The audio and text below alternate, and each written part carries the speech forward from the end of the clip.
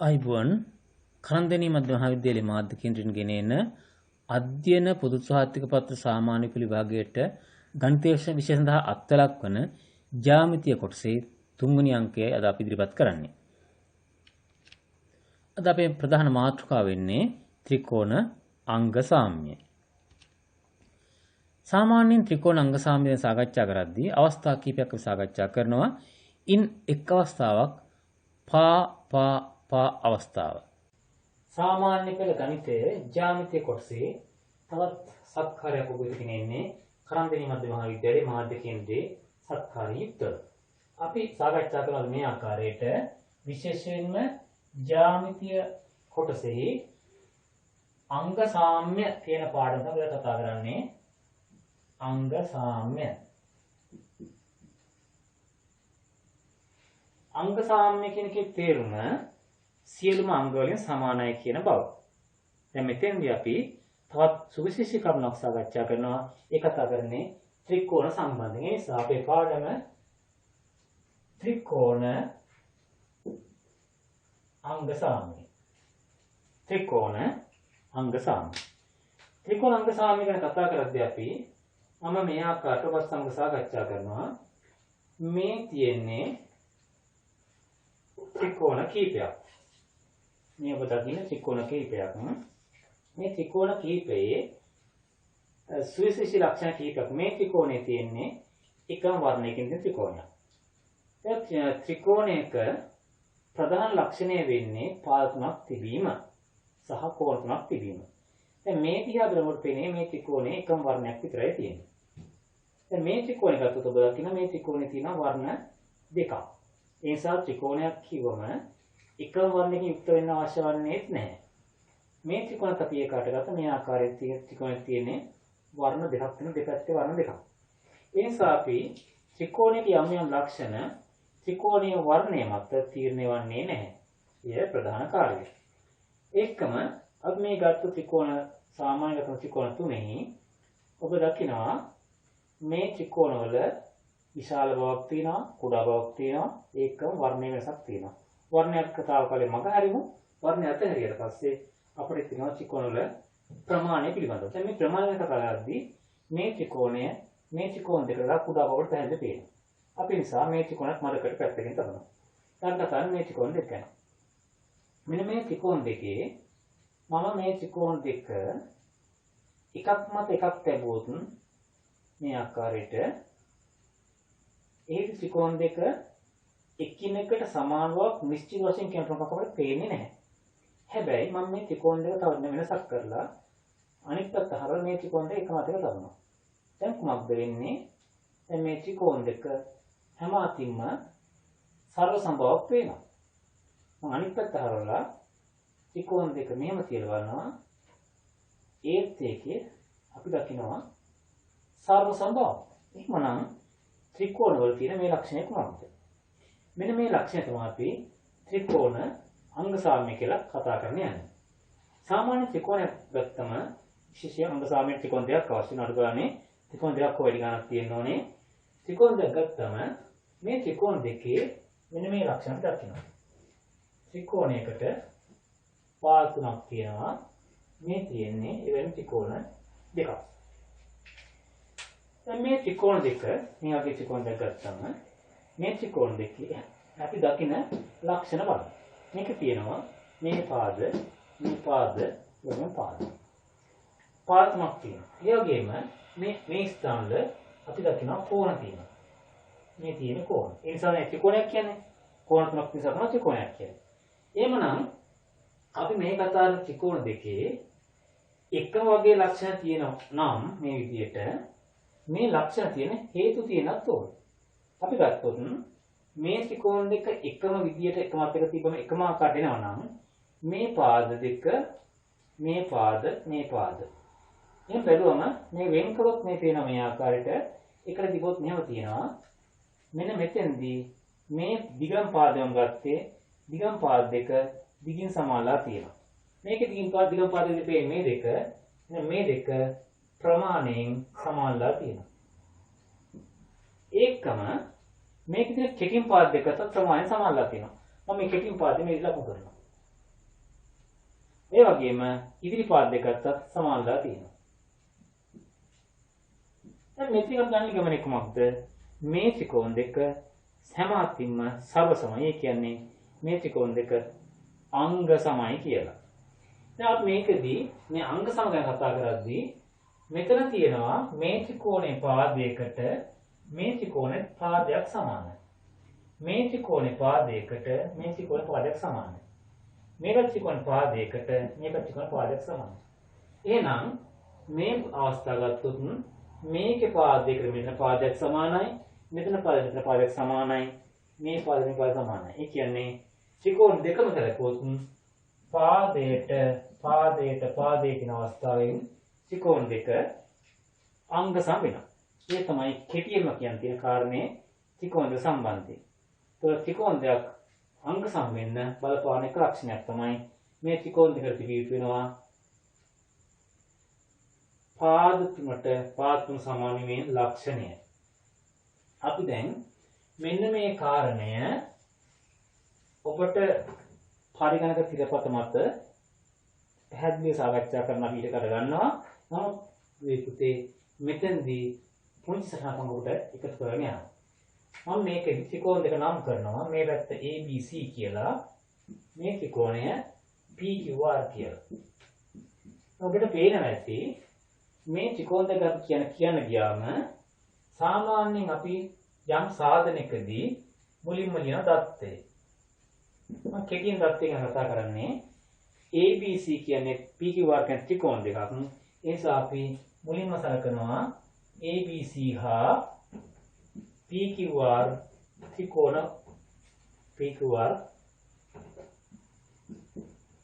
ත්‍රිකෝණ වල මොනවද විශේෂ තියෙන්නේ? මේකට පැහැදිලිව පේනවා AB සමානයි PQ එකම BC සමානයි QR AC සමානයි PR. මෙන්න මේ ආකාරයට අපට දත්ත සමූහයක් දකින්න පුළුවන්කම ලැබෙනවා. මේ දත්ත මත පදනම් වුණාම අපිට පුළුවන් තීරණය කරන්න මේ ත්‍රිකෝණ දෙකේම තියෙන අංගයකට සමානයි. ඒ නිසා මේ ත්‍රිකෝණ දෙක අංග සමයි කියලා. ඉතින් අපි ඒ නිසා මෙතනදී සාධනය කරගන්නවා ABC ත්‍රිකෝණය අංග සමයි PQR ත්‍රිකෝණය කියලා. මෙතන විශේෂත්වය වෙන්නේ ත්‍රිකෝණ දෙක අංග සම වෙන්නේ පා කියන අවස්ථාවේ. හොඳයි. ඔබ සමග මේ සාකච්ඡා කරදී වඩාත් විස්තීර්ණව සාකච්ඡා කරනවා. මේ ඊට පස්සේ අපි සම්බන්ධව ඊට පස්සේ සාකච්ඡා කරමු. දැන් මම දුවේ අපි මෙතන සාකච්ඡා කරේ පා අවස්ථාවෙන් ත්‍රිකෝණ දෙක අංග සමවීම පිළිබඳව කෙටි සිහිපත් කිරීමේ සටහනක්. දැන් එhmenan ඊළඟ සටහන අපි පරිගණක ක්‍රියාත් සමග සාකච්ඡා කරමු. අපි සඳහන් කරන්නේ ත්‍රිකෝණයක පාද තුන තවත් ත්‍රිකෝණයක පාද තුනට සමාන වෙනවා නම් එම අවස්ථාව අංග සම අවස්ථාවක් වශයෙන් සැලකනවා. අවස්ථාව නම් කරන්නේ පා අවස්ථාව කියලා. ඔබට මේ ත්‍රිපත මත පැහැදිලිව පේනවා ඇති මේ ත්‍රිකෝණ දෙකේ සුවිශේෂී ලක්ෂණ තියෙන ත්‍රිකෝණ යුගල දෙකක් තියෙන බව. ඊට මොහොතකට කලින් මම ඔබට දර්ශනය කරනු ලැබුවා කඩදාසියෙන් කපාගත්ත ත්‍රිකෝණ දෙකක්. ඒ තල ත්‍රිකෝණ දෙකක් පෙන්වුවා. තල රූප දෙකක්. දැන් අපි ඔබ දකින්න ආකාරය තමයි මේ තියෙන්නේ. මෙහිදී මේ ත්‍රිකෝණ යුගල දෙක සැලකුවොත් පළවෙනි ත්‍රිකෝණ යුගලයේ ඔබට පේනවා මේ ත්‍රිකෝණ එහෙට මෙහෙට හැරිලා තිබුණට මෙතන සෙන්ටිමීටර් 4 පාදයක් සහ 4 පාදයක්, 5 පාදයක්, තවත් 5 පාදයක්, දිග සෙන්ටිමීටර් 5ක් වන, තව සෙන්ටිමීටර් 7ක් වන පාද දෙකක්. ඒ නිසා මේ ත්‍රිකෝණ යුගලය ගත්තොත් මේ ත්‍රිකෝණ යුගලයේම තියෙන පාදවල දිග එකිනෙකට අනුරූපව සමානව 7ට 7 තියෙනවා, 5ට 5 තියෙනවා, 4ට 4 තියෙනවා. මේ පැත්ත ගත්තොත් ඒ වගේ මේ 12 පාදයේ 12 පාදයක්, 10.4 10.4 පාදයක්, 6.3 6.3 පාදයක්. ඒ කියන්නේ මේ ත්‍රිකෝණ දෙක පාද අනුව ගත්තම දිගින් සමාන පාද තියෙන්නේ. ඒ නිසා මෙන්න මේ ත්‍රිකෝණ යුගල දෙකේම අපට පුළුවන් එකිනෙකට අංග සම්භව කියන්න පාද තුනට පාද තුන වෙන අවස්ථාවෙන්. මම තවත් ත්‍රිකෝණ යුගලයක් අපි මේ සාකච්ඡා කරන අතරින්ම මෙහෙම තිරේ පෙන්වන ගමන් අපි යනවා තව පියවරක් ඉදිරියට මෙන්න මේ ආකාරයට. අපි කොහොමද මේ කරුණු සනාථ කරගන්නේ කියලා සාකච්ඡා කරමු. දැන් මේ පා අවස්ථාව කියලා කියන අවස්ථාව මෙන්න මේ ආකාරයට අපි සාකච්ඡාට භාජනය කරන්නේ. ඔබ දකිනවා මේ පෙන්වන ABC ත්‍රිකෝණයේත් PQR ත්‍රිකෝණයේත් පාදවල දිග එකිනෙකට සමාන බව පෙන්වන්න මේ AB පාදයේ දිග QR පාදයක සමාන බව පෙන්වන්න මේ හරස් සිරි කොටසක් දක්වලා තියෙනවා. AC පාදය PR පාදය සමාන බව පෙන්වන්න මෙන්න මේ සලකුණු යොදලා තියෙනවා.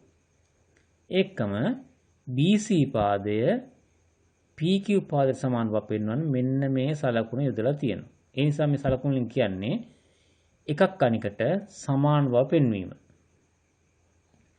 දැන් අපි මේ කරුණු දිහා අපේ පැත්තෙන් බැලුවොත් අපට පේනවා ABC කියන්නේ PQR කියන්නේ ත්‍රිකෝණ දෙකක්. එහෙනම් අපි ළඟ තියෙන දන්නා දේ වෙන්නේ ABC ත්‍රිකෝණයයි PQR ත්‍රිකෝණයයි කියන්නේ යම් කිසි ත්‍රිකෝණ දෙකක්.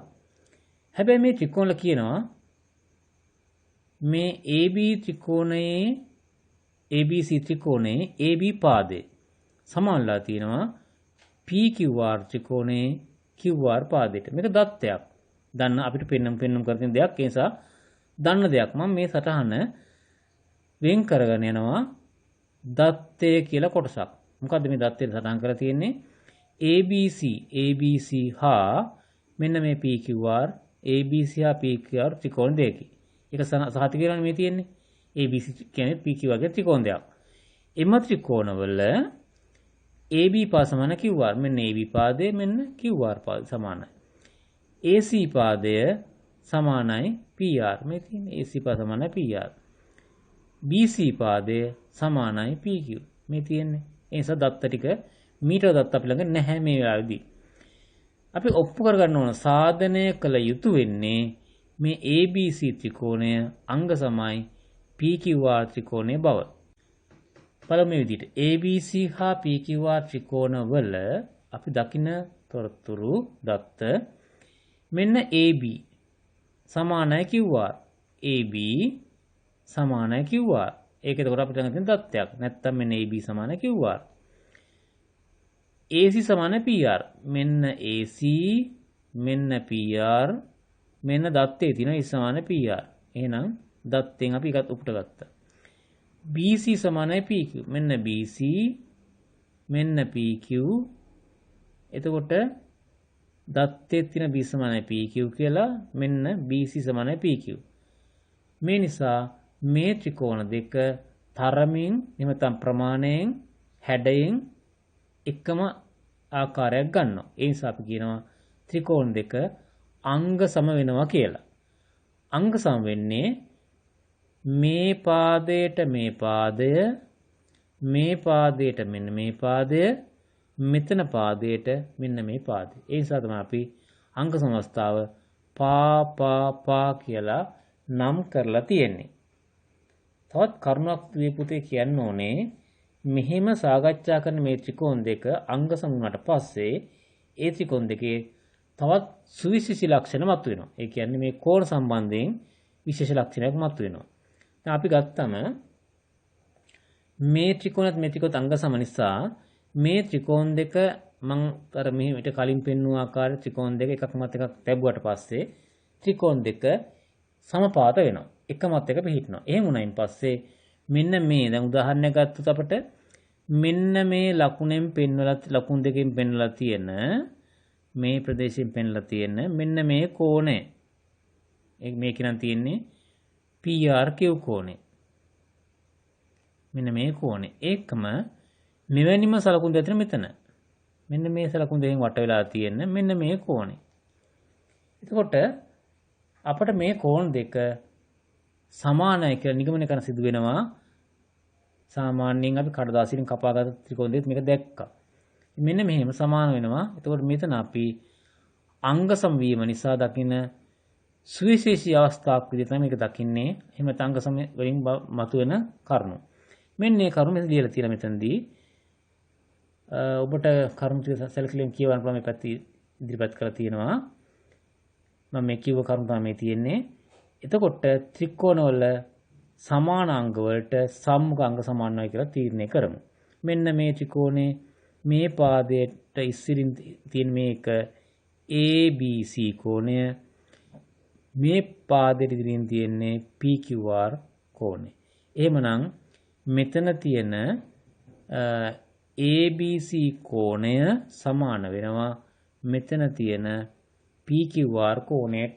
මේ ආකාරයට අනිත් කෝණ යුගලත් ඔබට පුළුවන් සංසන්දනය කරලා බලන්න මේ කතාවේ තියෙන හැබෑ පිළිබඳව. ඒ නිසා ත්‍රිකෝණ දෙකේ එකිනෙකට අනුරූප වන පාද තියෙනවා සමාන පාද. එම ත්‍රිකෝණ දෙක අංග සම වෙනවා. අංග සම අවස්ථාව සලකන්නේ පා අවස්ථාව.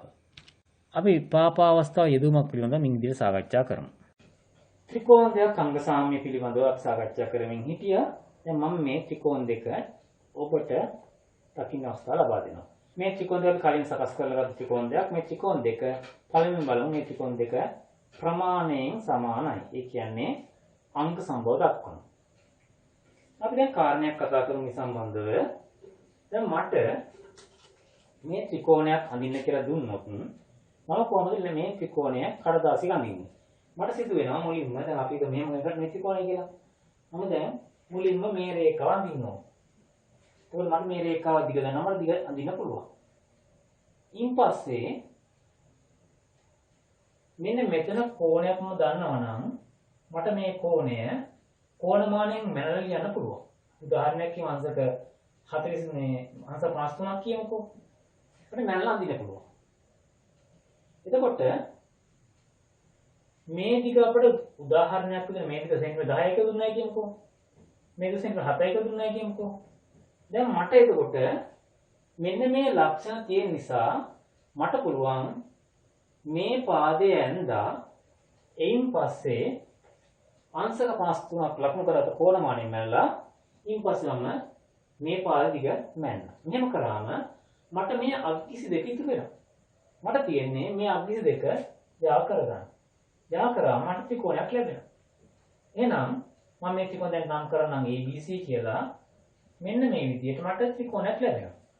ඉතින් මේ ත්‍රිකෝණය අපි මේ ත්‍රිකෝණය හිතමුකෝ. එහෙනම් මේ තියෙන්නේ ත්‍රිකෝණයක්. මේ ත්‍රිකෝණ අඳින්න මම උදව් කරත් මොකද්ද? ආධාරක පාදයක්. ආධාරක පාදයේ එක ශීර්ෂයකදී කෝණයක්. ඒ ඇඳ කෝණයට අදාළ වුණු බාහුවේ දිග. මෙන්න මේ කරුණු තුන තමයි ත්‍රිකෝණයක් නිර්මාණය කරගන්න පුළුවන් වුණා. මට මේ පුළුවන්කම ලැබුණේ මම ළඟ තියෙන දැනුම පාවිච්චි කරාම රේඛාවක් අඳින්න මට දැනුම තියෙනවා. අපේ ළඟ කවකොට පෙට්ටියේ තියෙන සරල රේඛාව, සරල ධාරය තියෙනවානේ. සරල ධාරය තියෙනවා. ඒකේ -1 මිමි තියෙනවා. පරිමාණය කෝණමානය අංශ ගන්න වෙන ගන්න පුළුවන්. මේ ආකාරයට මට ත්‍රිකෝණ නිර්මාණය කරතයි. මම මේ නිර්මාණයම තවත් දරුවෙකුට දුන්නොත් ඒ දරුවට පුළුවන් මේ වගේ නිර්මාණය කරන්න. අපි හිතමු අනිත් දරුවා නිර්මාණය කරන නිර්මාණය මේ තියෙන්නේ. එයත් නිර්මාණය කරනවා අර වගේම මෙතන අංශක 53 කෝණයක් නිර්මාණය කරා. ඒකම මේ ආකාරයට මේ රේඛා ඇඳලා උහුත් අවසන් කරනවා. ඔහු නම් කරන මේක PQR කියලා. දැන් මේ ත්‍රිකෝණ දෙකේ මේ දෙන්නම් කරලා තියෙන්නේ එකම ක්‍රියාව. එකම ක්‍රියාව කරලා තියෙන්නේ හරියට මේ ත්‍රිකෝණ දෙක වගේ. ඒ එකම ක්‍රියාව කරන නිසා මේ 7ට මේ 7 සමාන සෙන්ටිමීටර වලින් මේ 10ට මේ 10 සමානයි. මේ අංශ 53 අංශ 53 සමානයි.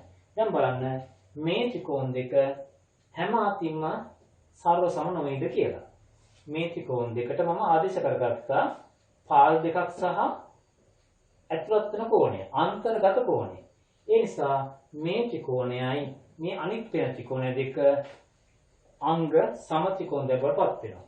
එතකොට දුවේ පුතේ අපිට කතා සිදු වෙනවා මෙතෙන්දී මෙන්න මේ ත්‍රිකෝණය ගත්තම මේකේ තියෙන A B කියන පාදය සමාන වෙනවා එහා පැත්ත ත්‍රිකෝණයේ PQ කියන පාදයට. ඇයි අපි එහෙම කියන්නේ? සෙන්ටිමීටර් 7 වැඩියෙන් වන නිසා. දැන් අපට පැහැදිලිව පේනවා මේ ත්‍රිකෝණ දෙක මේ පාද දෙක සමාන කරගන්නේ මෙන්න මේ තියෙන ගුණාංගය නිසා. අපි මේ ත්‍රිකෝණ මේ පාදේ ගත්තොත් එතකොට අපි මෙන්න මේ පාදේ මම පාදේ මෙහාට එනවා. මට ඒක කෝණය හම් වෙනවා. මේ කෝණේ තියෙනවා කෝණ නම් කරනවා අපි ABC කියලා. මේ කෝණය සමාන වෙනවා මෙතන කෝණයට. මේකේ නම PQR. බලන්න දැන් මේකත් 53යි මේකත් 53යි. ඇයි එහෙම වෙන්නේ? ආංශක 53 බැගින් නිසා. දැන් අපිට කරුණු දෙකක් තාම දැන් තියෙනවා. අපිට තව තියෙන එක කරුණයි. ඒ කරුණ තමයි මෙන්න මේ පාදය. මේ පාදය BC පාදය සමාන වෙනවා එහා ත්‍රිකෝණයේ QR පාදයට. ඇයි එහෙම වෙන්නේ? මේකත් සෙන්ටිමීටර 10යි මේකත් සෙන්ටිමීටර 10යි. එතකොට සෙන්ටිමීටර 10 බැගින් දිග නිසා. හරි. එතකොට මේකේ දිග 10යි 7යි සෙන්ටිමීටර. මේකේ විශාලත්වය අංශ 53යි. මේකේ දිග සෙන්ටිමීටර 10යි. දැන් ඒ නිසා මෙතනදී මේ ත්‍රිකෝණේ සුවිශේෂී ලක්ෂණයක් දකිනවා. ඒ තමයි ත්‍රිකෝණ දෙකේම අගයන් සමාන වී තිබීම. අන්න ඒ නිසා මේ ත්‍රිකෝණ දෙක එකක් අනෙක සමග අංග සම වෙනවා. මෙන්න මේ ආකාරයට ABC ත්‍රිකෝණය අංග සම වෙනවා PQR ත්‍රිකෝණයත් එක්ක. අපි සැබවින්ම මේක හිතනවා නම් මෙතන තියෙන්නේ පාදය කෝණය පාදය. පාදය කෝණය පාදය. අනිත් පැත්තට ගත්තත් පාදය කෝණය පාදය. අන්න ඒ නිසා අපිට මේ කියන්න පාදය කෝණය පාදය කියන අවස්ථාවෙන් අංග සම වෙනවා. ඒ අංග සාමයට මෙතන පදනම් වෙලා තියෙන්නේ මේ නිර්මාණය කිරීම මේකදී අපි පාකෝපා අවස්ථාවෙන් ත්‍රිකෝණ දෙක අංග සම වෙනවා. ඒ තමයි අපේ මේ කාරණය ත්‍රිකෝණ දෙක අංග සම වීමේදී තවත් පියවරක් ගත්තා අපි දෙවෙනි කාරණය ත්‍රිකෝණ දෙක අංග සම කරන්න පුළුවන් පා කියන අවස්ථාවයි. අපි එහෙමනම් මේ පිළිබඳවත් අපේ පරිණාම ක්‍රියාපත මතින් වැඩි විස්තර සාකච්ඡා කරමු. අපි සාකච්ඡා කරමු තව කරුණු කීපයක්. සාමාන්‍යයෙන් අපට මම ඊට මොහොතකට කලින් ඔබට දර්ශනය කළා ත්‍රිකෝණ දෙකක් ඉදිරිපත් කළා මෙන්න මේ ආකාරයට එකිනෙක සම්පාත වෙන්න පුළුවන් කියලා. ඒ දර්ශනයට පසුව මම සාකච්ඡා කරන්නේ අපි කතා කරමු ත්‍රිකෝණ දෙකක් අංග සමවිය හැකි තව අවස්ථාවක් පාකෝපා අවස්ථාව කියලා. ඔබට පැහැදිලිව පේනවා ඇති මෙන්න මේ පෙන්눔 කරන ත්‍රිකෝණ දෙක DEF ත්‍රිකෝණය STU ත්‍රිකෝණය.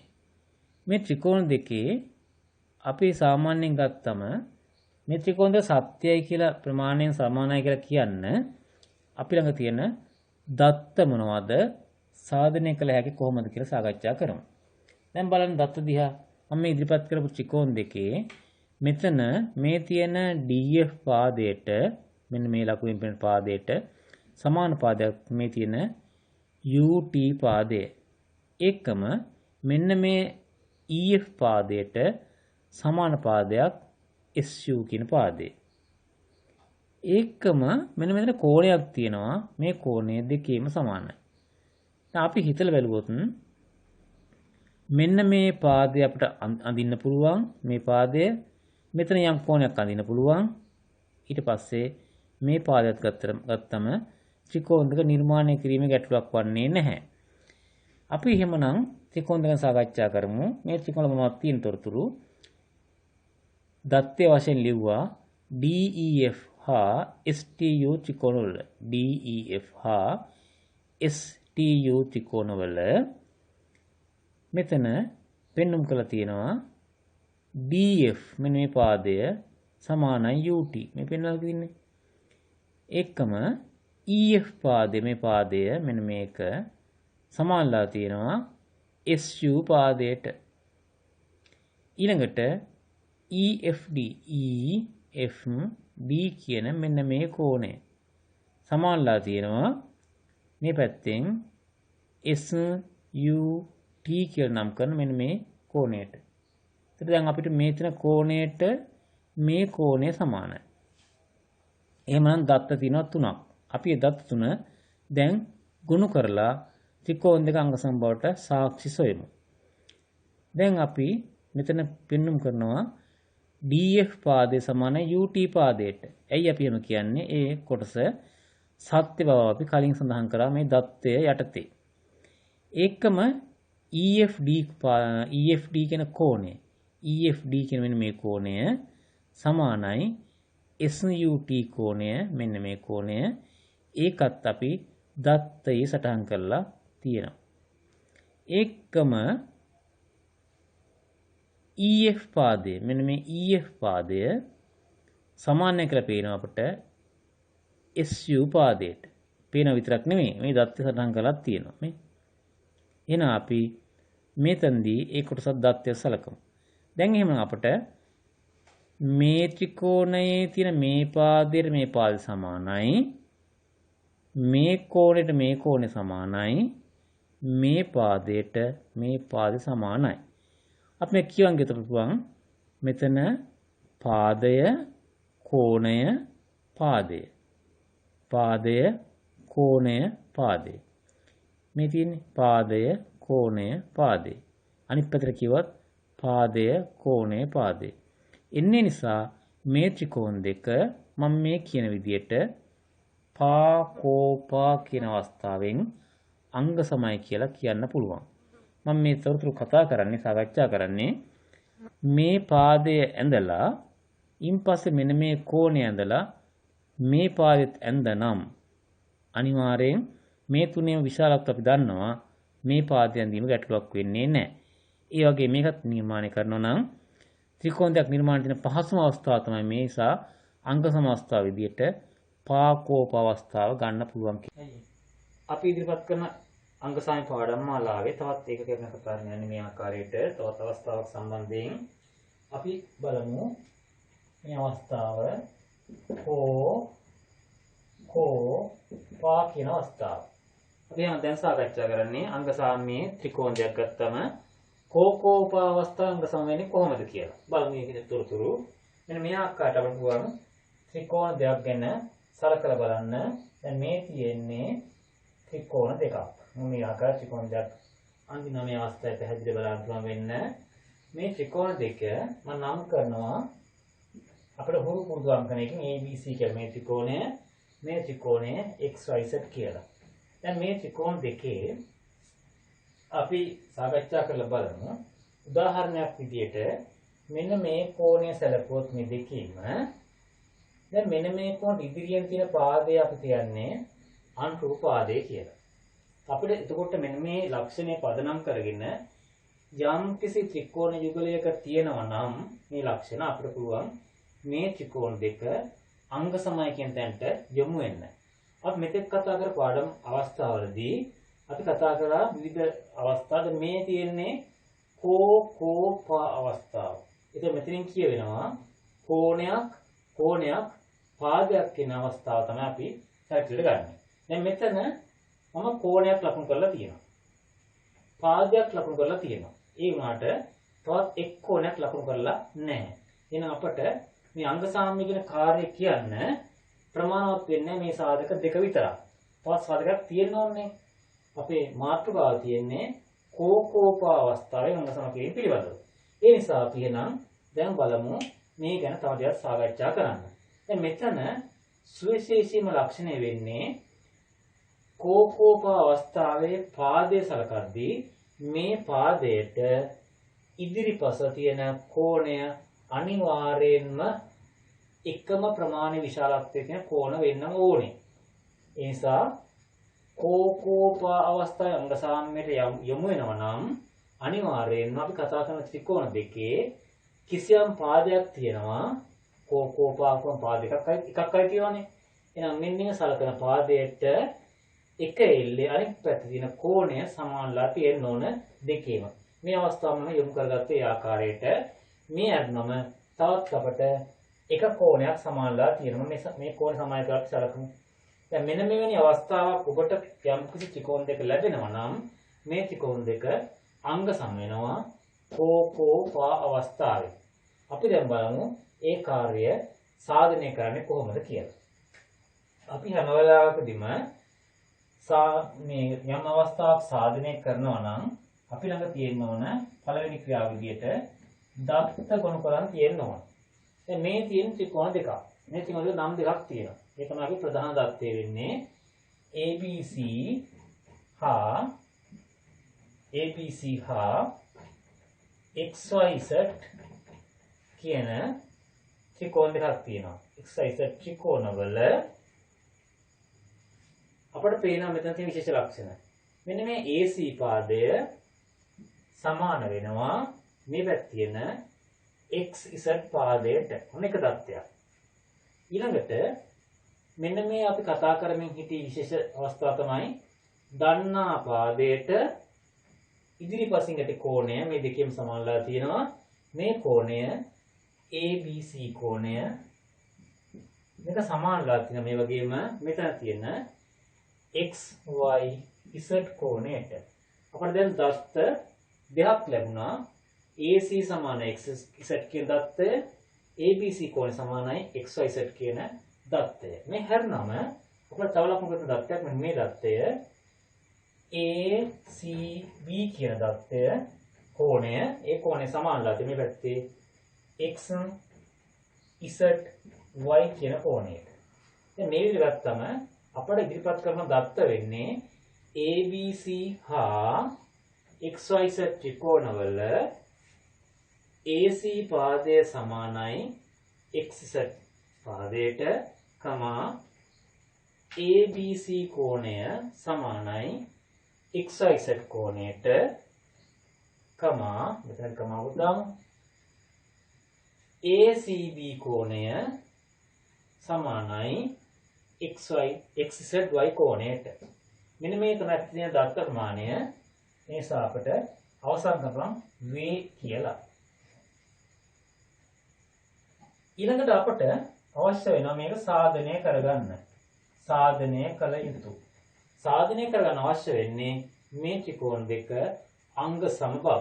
අපි එවනම් මෙතන ලියලා තියමු ABC ත්‍රිකෝණය අංග සමයි XYZ ත්‍රිකෝණය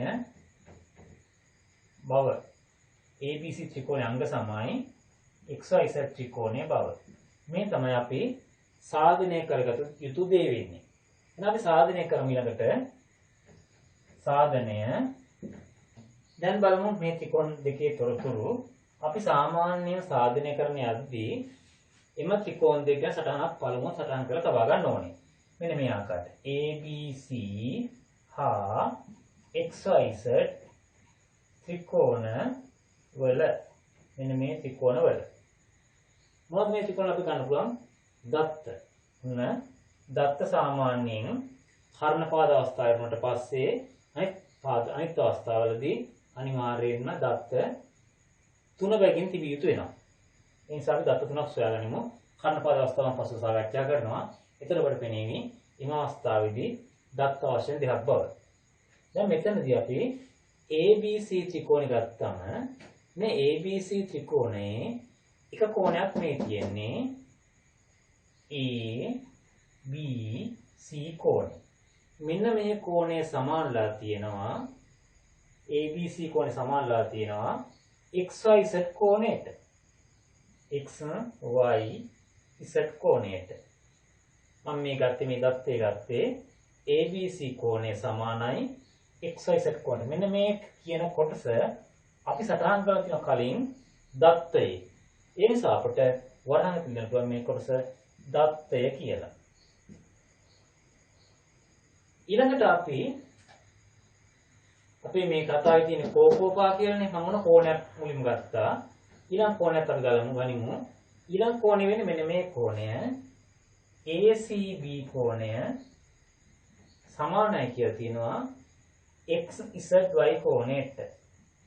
මේකත් අපි ළඟ තියෙන දත්තයේ සටහනක්. දැන් දත්ත දෙකක් අපිට මෙතනින් ඉස්මතු කරගෙන තියෙනවා. ඊළඟ දත්තේ වෙන්නේ කියන අවස්ථා දෙකම හරි පාදය. දැන් බලන්න පාදය. මේ පාදයේ තියෙනවා AC පාදය සමානයි අනෙක් පැත්තේ XZ පාදයට. මෙන්න මෙතනදී අපි සුවිශේෂීව සටහන් කර යුතු වෙනවා. අනිවාර්යයෙන්ම අපි සලකන යම්කිසි ත්‍රිකෝණ දෙකක අවස්ථාව වශයෙන් ලබා ගන්න යන්නේ කෝපෝපා අවස්ථාව නම් මේ කෝණ දෙක පිහිටද්දී කෝණ දෙකෙන් එකකට ඉදිරියෙන් තියෙන්න ඕනේ දන්නා පාදය. මේ කෝණෙට ඉදිරියෙන් මේ දන්නා පාදය තියෙනවා. ඒකම මේ කෝණය වගේම සමාන විශාලත්වයක් දක්වන්නේ මෙන්න මේ කෝණය. එහෙනම් මේ පාදයේ තියෙනත් ඕනේ කෝණට ඉදිරියෙන්. ඔක තමයි සුවිශේෂී ලක්ෂණය. අනිවාර්යෙන් ඒ සුවිශේෂී ලක්ෂණ නැත්නම් අපි මේ කතා කරන කෝපෝපා කියන අවස්ථාවල වළංගු වන්නේ නැහැ. එහෙනම් අපිට අපි සැලකන්නේ අපේ කෝපෝපා අවස්ථාව. එතනදී මේ කෝණයයි මේ කෝණය සමානයි. මේ සමාන කෝණ වල ඉදිරියෙන් තියෙනවා පාදය. ඒ නිසා මේ පාදය හඳුන්වන්නේ අනුරූප පාදය කියලා. එතන මෙතන අංග මෙතන සමාන වෙන්නේ අනුරූප පාදය. අනුරූප පාදය. අනුරූප පාදය. අනුරූප පාදය කියන වචනය විශේෂයෙන් සඳහන් කර යුතු වෙනවා. අපි කතා කරන්නේ කෝපා අවස්ථාවෙන් නම් A B C ත්‍රිකෝණය අංග සමයි XYZ ත්‍රිකෝණය. ඇයි එහෙම අපි කියන්නේ? මෙතනදී කෝණයට පාදය කියන අවස්ථාවෙන් මේ දෙකම ඔප්පු කරගත හැකි නිසා. එහෙමනම් මෙතනදී අපිට මේ ත්‍රිකෝණ දෙක අංග සම වෙනවා. අංග සම වෙන්නේ කෝපෝපා අවස්ථාවේ. කෝපෝපා අවස්ථාවේ. ඒ නිසා ත්‍රිකෝණ දෙක අංග සම කළ හැකි අවස්ථා අපි සාකච්ඡා කරනවා. මුලින්ම පා අවස්ථාව. මම සටහන් කර මතක් කිරීමක් කරන්නම්. අපි පා අවස්ථාව සාකච්ඡා කළා. ඊළඟට අපි පා අවස්ථාව සාකච්ඡා කළා. මේ අවස්ථාවේදී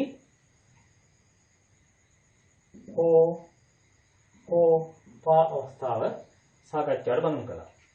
ඊළඟ පියවරෙන් කතා කරනවා. ඊළඟ පියවර ඒ පියවර අපි කර්ණපාද කියන අවස්ථාව සාකච්ඡා කරන්න සූදානම් වෙනවා. එhmenan අපි ඉස්සරහට එක්ක නැවතත් සාකච්ඡා කරනවා කර්ණපාද අවස්ථාව කොහොමද සිදු වෙන්නේ කියලා. ත්‍රිකෝණාංග සාම්‍යද අපි සාකච්ඡා කරන ඊළඟ අවස්ථාව කෝපා අවස්ථාව. අපි මේ පිළිබඳව ඔබට මිට පෙර තිරසටහනක් ඉදිරිපත් කරනු ලැබුවා. දැන් අපි සාකච්ඡා කරන මේ ආකාරයට දැන් මෙතනදී සුවිශේෂීම් දේ තමයි අපි කලින් කතා කරා වගේම අනුරූපවාදය ප්‍රධාන සාධකයක් බවට පත් වෙනවා. ඒ කියන්නේ අනුරූපවාදයක් කියන්නේ කුමක්ද කියලා වඩා පැහැදිලිව තේරුම් ගත යුතු වෙනවා. අපි අනුරූපවාදය කියලා කියන්නේ මෙන්න මේ විශේෂ ලක්ෂණ තියෙනවා නම්. ඒක විශේෂ ලක්ෂණය කියන්නේ යම්කිසි අපේ මේ යෙදීම් සඳහා භාවිතා වෙන කිසියම් කෝණයකට ඉදිරියෙන් තියෙන පාදයක් පළමුව සැලකලා ගන්නවා. උදාහරණයක් විදිහට මෙතන නම් අපි සැලකලා ගන්නේ ABC කෝණයට සම්මුඛව තියෙන පාදය AC පාදය.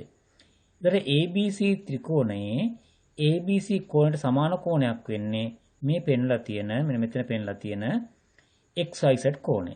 එහෙමනම් අපි සැලකලා ගන්නේ ABC කෝණයත් XYZ කෝණයත් කියන කෝණ දෙක නම් එම කෝණ දෙකට ඉදිරියෙන් තියෙන පාද දෙක අපි සලකනවා අනුරූප පාද කියලා. අනුරූප පාද කියලා. ඒතර මේ අනුරූප පාද මේ ආකාරයට පිළිටන්න ඕනේ මෙතන සාකච්ඡා කරන ආකාරයට. යම් කිසි වෙලාවක අපි සැලකුවේ මේ C කියන කෝණය නම් නිල් පාටෙන් දක්වලා තියෙන කෝණය නම් ඊට සමාන කෝණය වෙන්නේ Z කෝණයනේ. එහෙමවත් අපට අනුරූප කෝණ පාදයේ සලකන්න වෙන්නේ මේ ඉදිරියෙන් තියෙන මෙන්න මේ XY පාදයයි මේ ඉදිරියෙන් තියෙන AB පාදයයි. ඒ නිසා ඔබ තේරුම් ගත යුතුයි අපි මේ අනුරූප පාදය කියලා කියන්නේ කුමක්ද කියලා. අනුරූප පාදය කියන්නේ යම්කිසි තෝරාගත්ත කෝණ දෙකකට ඉදිරියෙන් තියෙන පාද දෙක. දැන් අපි මෙහෙමත් කල්පනා කරමු. දැන් මෙතනදී මේ රතු පැහැයෙන් පෙන්ලා තියෙන මේ කෝණ දෙක. නිල් පැහැ මේ කෝණ දෙක පෙන්ලා තියෙනවා. මේකට නම් පැහැයක් යදලා නැහැ. ඒ වුණත් මේ ත්‍රිකෝණ දෙකේ මේ කෝණ දෙකත් එකිනෙකට සමාන විය යුතු වෙනවා. ඒ නිසා මේ කෝණයෙන් හිතුවොත් මෙන්න මේ පාදය අනුරූප පාදය වෙනවා. මේ කෝණයෙන් හිතුවේ මේ පාදය අනුරූප පාදයකටපත් වෙනවා. ඉතින් අපි මේ සාකච්ඡා කරද්දී අනුරූප පාදය කියන වචනය අර්ථ ගන්නවන්නේ යම් කිසි කෝණයකට ඉදිරියෙන් නැති පාදය පිහිටන ආකාරයටම අනිත් ත්‍රිකෝණයේ යම් කිසි කෝණයකට ඉදිරියෙන් පාදය පිහිටනවා නම් එම පාදය අනුරූප පාදය කියන නමින් හඳුන්වනවා. ඒ නිසා කෝකෝපා අවස්ථාවේ අංග සම කරනවා නම් යම් ත්‍රිකෝණ යුගලයක් අනිවාර්යයෙන්ම දේ තමයි හඳුනාගත යුතු වෙනවා අනුරූප පාදයක්. අනුරූප පාදයට එක එල්ලේ තියෙන්න ඕනේ සමාන කෝණ දෙකක්. ඒ තමයි ප්‍රධානම ලක්ෂණය. ඒ අරුණෙන් පස්සේ තවත් කෝණ දෙක සමාන වෙනවා අඩුම තරමින්. මේ පැත්තේ කෝණ දෙක සමාන බවක් අපි සටහන් කරන්නේ නැහැ. ඒත් මේ කෝණ දෙක සමාන බව සටහන් කරලා තියෙනවා. ඒ නිසා මෙතෙන්දී අපට කෝණයක් පාදයක් සමාන වෙලා මේ ත්‍රිකෝණ දෙකම එක වගේ හැඩයක් කරන් තියෙනවා. මේ කෝණයට මේ කෝණය, මෙම කෝණයට මෙම කෝණය, මේ පාදයට මේ පාදේ. එහෙනම් මෙන්න මේ ලක්ෂණ නිසා ත්‍රිකෝණ දෙක අංග අතින් සමාන වෙනවා නැත්නම් අංග සම වෙනවා. අංග සම වෙන්නේ පා කියන අවස්ථාවෙන්. පා අවස්ථාවෙන්. එහෙනම් අපි මේ සටහන කෙටි කරලා දක්වලා තියෙනවා නැත්නම් කැටි කරලා දක්වලා තියෙනවා. ABC හා XYZ ත්‍රිකෝණවල මේ ABC මෙන්න XYZ ත්‍රිකෝණවල අපි මේ කතා කරන අංග සම අවස්ථාවේ ප්‍රධානම දේ තමයි පා. එහෙමනම් අපි මුලින් සාකච්ඡා ගන්න ඕනේ කෝණ යුගල දෙකක්. මේ පසුව තමයි පාද යුගල සාකච්ඡා ගන්න ඕනේ. ඒ නිසා අපි ඒ ආකාරයට මේ සාකච්ඡාව කැටි කරලා ලියනවා. ABC ගන්න හේතුව උනේ සලකන අනුපාදය මේක නිසා. ABC කෝණය සමානයි XYZ. අපි මේක දක්වන සමාන බව දක්වලා තියෙනවා. මේක එතකොට දත්තයක් වශයෙන් අපි සලකනවා. ඒකම ACB කෝණය මෙන්න මේ කෝණය XZ Y කෝණයට සමාන බව මේ පැහැදිලිව දක්වලා තියෙනවා. ඒ නිසා මේකත් දත්තයක් වශයෙන් අපි සලකනවා. මෙතනත් තියෙන්නේ එක්තරා විදි දත්තයක් තමයි. නමුත් අපි මේ AC පාදේ සමාන XZ කියලා පෙන්නලා තියෙනවා. මේ ලකුණු දෙකකින් පෙන්නලා තියෙන්නේ. ඒකත් එක ආකාරයෙන් දත්තයක්. නමුත් දත්තේ සුවිශේෂී බවක් තියෙනවා. මේ දත්ත වෙලා තියෙන්නේ අපි සලකන එක කෝණයකට ඉදිරියෙන් තියෙන පාදයේ විදිහට සැලකෙන්නේ. ඒ නිසා මේ පාදය අපි නම් කරනවා අනුරූප පාදය කියලා. මෙහෙම ගත්තම කෝණ දෙක, මේ කෝණ දෙක, මේ පාද දෙක. එහෙම නැත්නම් මෙහෙම කතා කරොත් ABC ත්‍රිකෝණයත් XYZ ත්‍රිකෝණයක් ගත්තම මේ ආකාරයට ත්‍රිකෝණ දෙකේ පාදයට පාදය කියන මෙන්න මේ අවස්ථාවයි ඒ අරනම මේ කෝණට මේ කෝණය, මේ කෝණට මේ කෝණය. සලකන් ගියොත් පා. අනිත් පැත්තට පා විදියට ත්‍රිකෝණ දෙක අංග සම වෙලා තියෙනවා. එහෙමනම් ABC ත්‍රිකෝණය අංග සමයි XYZ ත්‍රිකෝණය කුමක්ද අවස්ථාව? පා. එතකොට අපි යම් කිසි අවස්ථාවක ත්‍රිකෝණ යුගලක් දැක්කම ඒ ත්‍රිකෝණ යුගලය අංග සම කරහැකි අවස්ථා කිහිපයක් තියෙනවා. එයින් එකක් මේ අවස්ථාවේදී නම් සලකන කෝණයට ඉදිරියෙන් අනිවාර්යයෙන්ම පාදයේ තිබිය යුතු වෙනවා. එහෙම වෙනවනම් තමයි මේක නිවැරදි අංග සම වෙන්නේ කියලා මතක තබා ගන්න ඕනේ. ඒ තමයි කෝපා අවස්ථාවේ තියෙන සුවිශේෂී ලක්ෂණය. දැන් ඔබ දකින්න මේ සාමාන්‍ය බැලුම්ට ඍජු කෝණයක් වගේ පේන ත්‍රිකෝණයක් මේකත් ඒ වගේ බැලුම්ට. ඉතින් මේ ඍජු ත්‍රිකෝණ කියනකො වෙන ඍජු කෝණයක් හඳිනවා. මේ මම අදින්නේ ඍජු කෝණයක් සහ ත්‍රිකෝණ දෙක. මේ ත්‍රිකෝණ දෙකේ සුවිශේෂී ලක්ෂණයක් අපි කතා කරනවා. ඍජු ත්‍රිකෝණ දෙක ගත්තා. දැන් අපට මම කලින් කතා කරා පාදය ඇඳලා කෝණය ඇඳලා පාද වෙනවා කියලා කිව්වා. එහෙම ගත්තම අපි කියන එකට පා කියලා. පාදය ඇඳලා කෝණය ඇඳලා පාදයෙන් යනවා. හැබැයි තව සුවිශේෂී ලක්ෂණයක් තියෙනවා. ඒ තමයි ඍජු කෝණික ත්‍රිකෝණයක ඍජු කෝණ ඉස්සරහා පාදයට කියන්නේ කර්ණය කියලා. මේක කියන්නේ කර්ණය. ඒත් මේක කර්ණය වුණාම අපිට මේ කර්ණයේ අගයන් දෙක අපි දන්නවා නම් අපිට පුළුවන් මේ ත්‍රිකෝණ දෙක අංග සම කරන්න කර්ණ පාද කියන අවස්ථාවේ. ඒක වෙන්නේ මෙහෙමයි. දැන් අපි උදාහරණයක් විදියට මේ පාදය අපි හිතමු සෙන්ටිමීටර් 4.5යි කියලා. මේක සෙන්ටිමීටර් 4.5. එතකොට ඔබට මේ පාදයෙන් ගන්න පුළුවන්. මෙතන අංශ අංග කෝණයක් තියෙනනේ. අංශකෝණේ කෝණය අපි හිතමු කෝණමානෙ ගන්න පුළුවන්. ඒ කෝණමානෙන් නැත්නම් අංශකෝණේ කෝණේ මම මේ කතාවේ සාමාන්‍ය අංග සාම්‍ය ගැන නිර්මාණ පාඩම නොවේ. නිර්මාණ පාඩම නම් සාමාන්‍යයෙන් කරන්නේ ක්‍රමයේ වෙනස් ක්‍රමයක්. මේ කතාවේ සාමාන්‍ය අංග සාම්‍ය පාඩමට ඒ නිසා මේ ඍජු කෝණය අපිට කෝණමානෙ මම ළඟ ගන්න. ඒතර අපිට අංශ 4.5 අඳින්න පුළුවන්. කෝණමානෙන් මේක අඳින්න පුළුවන් නම් මෙතන හැදෙනවා මෙන්න මේ ආකාරයේ සටහනක්. මෙහෙම සටහනක් ලැබෙනවා. ඒතර මෙතන තියෙන්නේ අපි උදාහරණයකට මේක ABC කියලා නම් කරොත් මේ තියෙන්නේ කෝණයක්. අංශකෝණේ කෝණයක්. මෙතන 4.5ක් අපිට ගන්න පුළුවන්කම තියෙනවා. දැන් අපිට මේ ටික ඇඳලා පස්සේ ඔබ ළඟ තියෙන කව කටුවෙන් එහෙම නැත්නම් බෙදුම් කටුවෙන් පුළුවන් අපිට මෙන්න මේ පාර දිග අපිට දීලා තියෙනවා නම් උදාහරණයක් අපි හිතමු මේ පාර දිග අපි හිතමු 13.2 එක දින්නේ කියලා.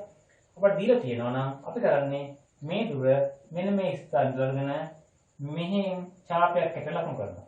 ඒ ස්ථානේ මේ කිට්ටු ප්‍රදේශයක් වෙන්න පුළුවන්. මේක යා කරාම අපට ත්‍රිකෝණය ගන්න පුළුවන්. ඒකට මෙතන මේ පදත්තේ.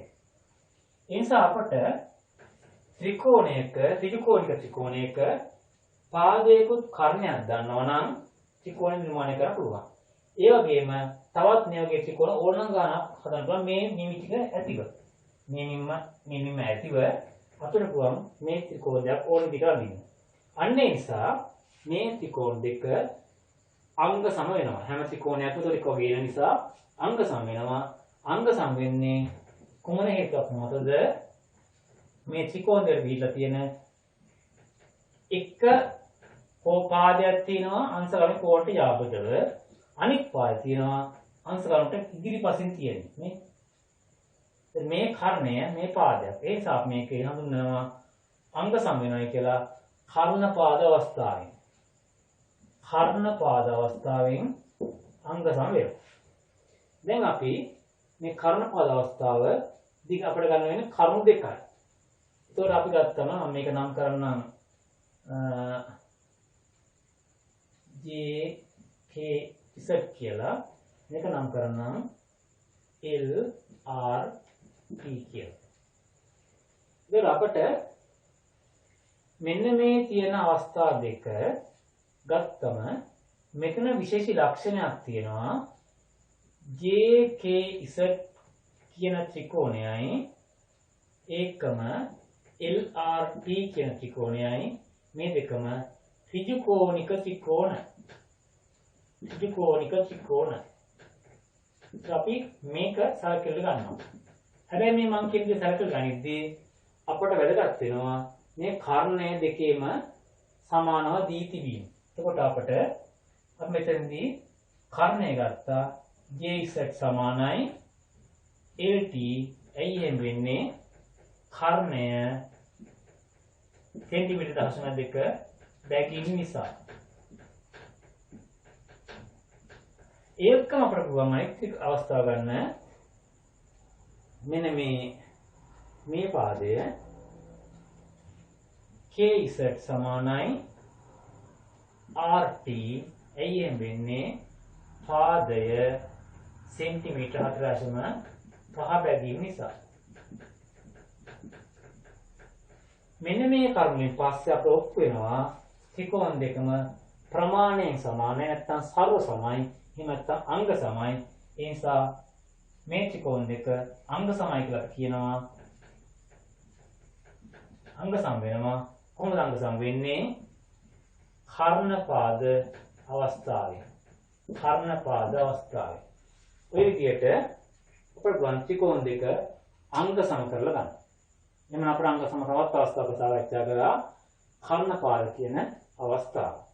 ත්‍රිකෝණික ත්‍රිකෝණවල කර්ණපාදය භාවිතයෙන් නොගත හැකි අවස්ථාවක් තියෙනවා. නොතක හැකි අවස්ථාව මෙහෙමයි. උදාහරණයක් ගත්තොත්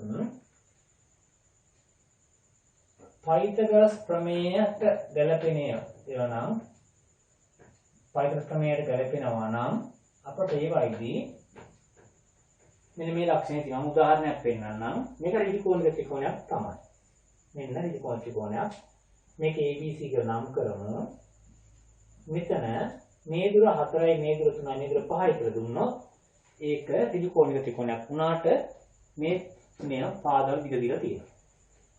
ඒකම තවත් අපි එක්ස්ට්‍රා කර බලමු. මේක PQR කියන මේකත් ත්‍රිකෝණයක්. මේකත් අපි 4යි 3යි 5යි නම් අපිට මේ ත්‍රිකෝණ දෙක පයිතගොරස් ප්‍රමේයයට ගැලපෙන නිසා විශේෂයෙන් මෙන්න මොකක්ද පා අවස්ථාවේ අංගතම කරන්න පුළුවන්. ඒ නිසා අපට මෙතනදී ඍජුකෝණික ත්‍රිකෝණයක් තියෙනවාය. ඒ නිසා කර්ණපාදයේ තියෙන නිසා අවශ්‍ය නම් අපිට පුළුවන් කර්ණපාද අවස්ථාව අංගතම කරන්න. ඒක ඇතුළක් නෑ. මෙතන දැන් අවස්ථා කීපෙම තියෙනවා. එකක් තමයි පාද තුනට පාද තුන තියෙන නිසා පා අවස්ථාවේ අංගසම. මෙතන කෝණය මේ පාද දෙකයි තියෙන නිසා පා අවස්ථාවේ අංගසම. පා එමත් අංගසම. ත්‍රිකෝණික ත්‍රිකෝණයක් නිසා කර්ණපාද අවස්ථාවේ අංගසම. මේ සංගත අවස්ථා තුනක් තියෙනවා පයිස් ප්‍රමේයයට ගැලපෙන නිසා. ඒක කාරණයක්. අනිත් එක තමයි මේ ත්‍රිකෝණික ත්‍රිකෝණයක මේ දෙක විතරක් දුන්නා.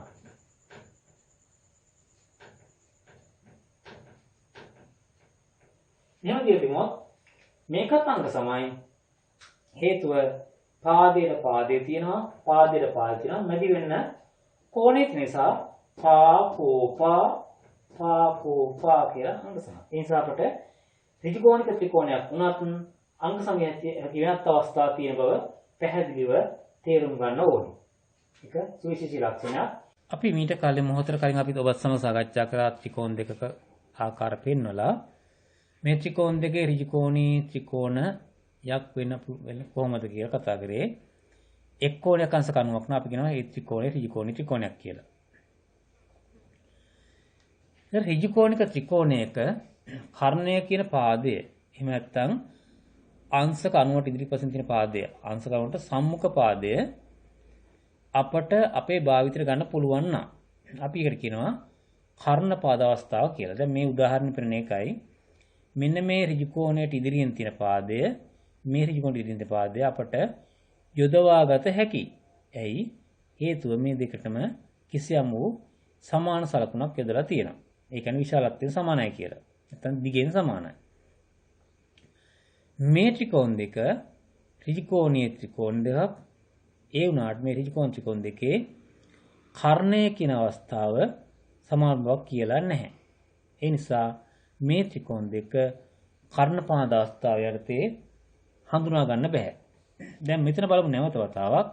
මේකෙදී කර්ණය සමාන නිසා ත්‍රිකෝණී ත්‍රිකෝණයක් තවත් පාදයක් සමානයි. කර්ණය මේ තියෙන්නේ මේ තවත් පාදයක්. ඒ නිසා මේ කර්ණපාද කියන්නේ කර්ණය සහ තව පාදයක්. මේකෙත් කර්ණය සහ තව පාදයක් සමාන නිසා කර්ණපාද අවස්ථාවෙන් අපි අංග සමය කියලා ගන්නවා. මෙතෙන්ට ගියාම මේ කර්ණ දෙකේ සමානතාවක් නැති නිසා කර්ණපාද කියලා කියන්න බෑ. ඒක හොඳට අවධාරණය කරගන්න. දැන් මේ ඍජුකෝණික ත්‍රිකෝණයක් වුණත් සමහර අවස්ථාවදී කර්ණපාද අවස්ථාව නොගන්න පුළුවන්කම තියෙනවා. ඇයි එහෙම වෙන්නේ? මේ ත්‍රිකෝණයේ ඍජුකෝණ ඉදිරියෙන් තියෙන කර්ණය මේ දෙකේ සමානලා තියෙනවා. මේකේ ඍජුකෝණ ඉදිරියෙන් තියෙන කර්ණයට කිසිම ක්‍රියාවක් සිදු වෙලා නැහැ. මේක ගැලපෙන්නේ පාදය කෝණය පාදය කියන ලක්ෂණයට. මේ පාදය කෝණය පාදය මේ අවස්ථාව ගැලපෙන්නේ පාකෝපා. ඒ නිසා ඍජුකෝණික ත්‍රිකෝණ වූ තරමින්ම කර්ණපාද අවස්ථාවට අංග සාම්‍යයක් ඇති වෙන්නේ නැති වෙන්නත් පුළුවන්. ඒ ගැන තහවුරු කරගන්න.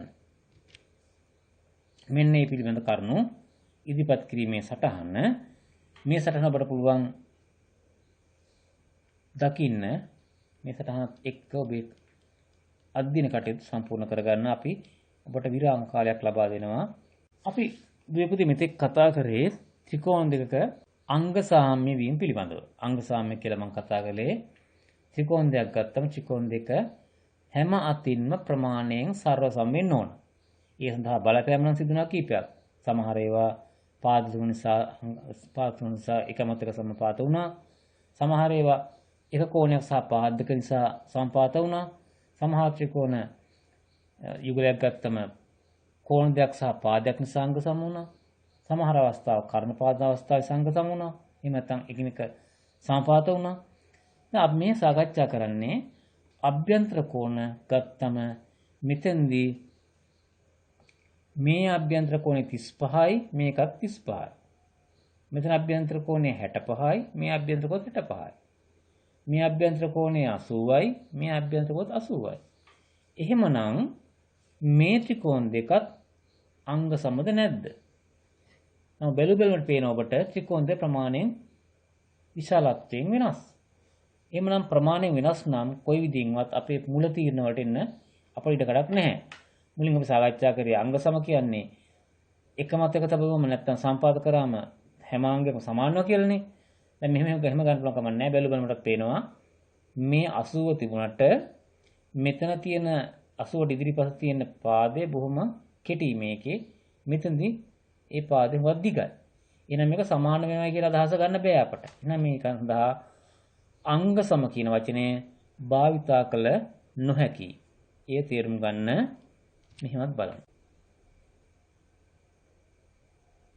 මම දෙපුතේ මේ රැගිනාවේ එකම අංශක ගානක් තියෙන ත්‍රිකෝණ දෙකක්. දැන් මට තියෙන ප්‍රශ්නේ තමයි මේ දරුවෝ දෙන්නෙක් මේ නිර්මාණ දෙක කළා.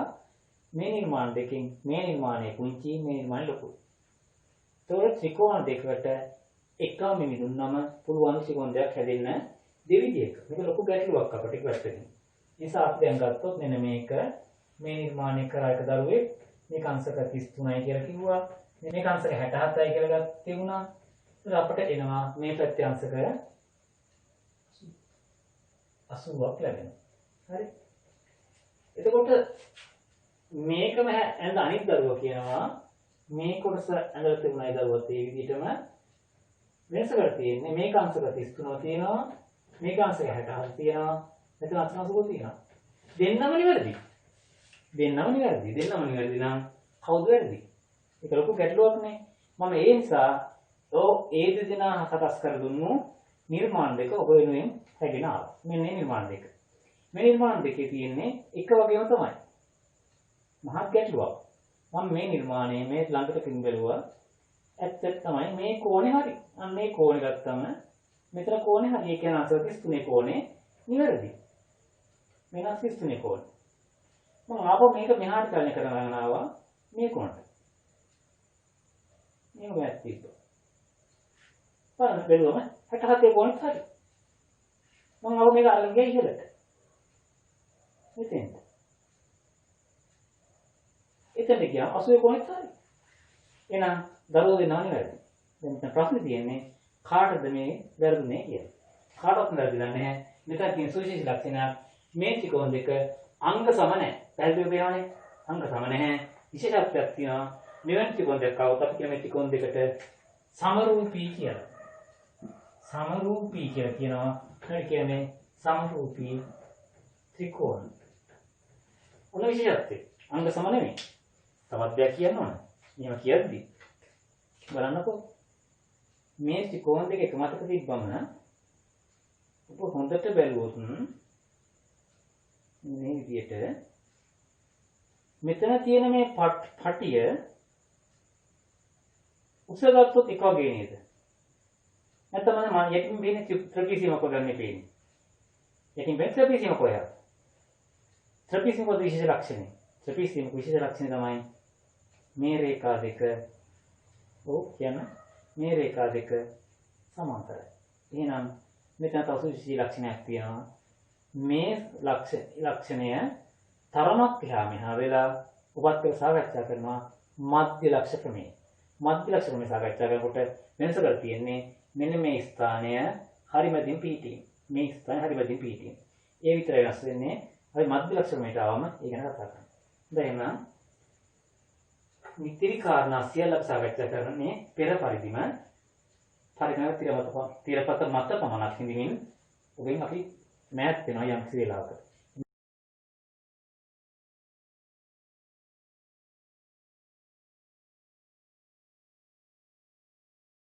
ඔබට පේන්නේ නැති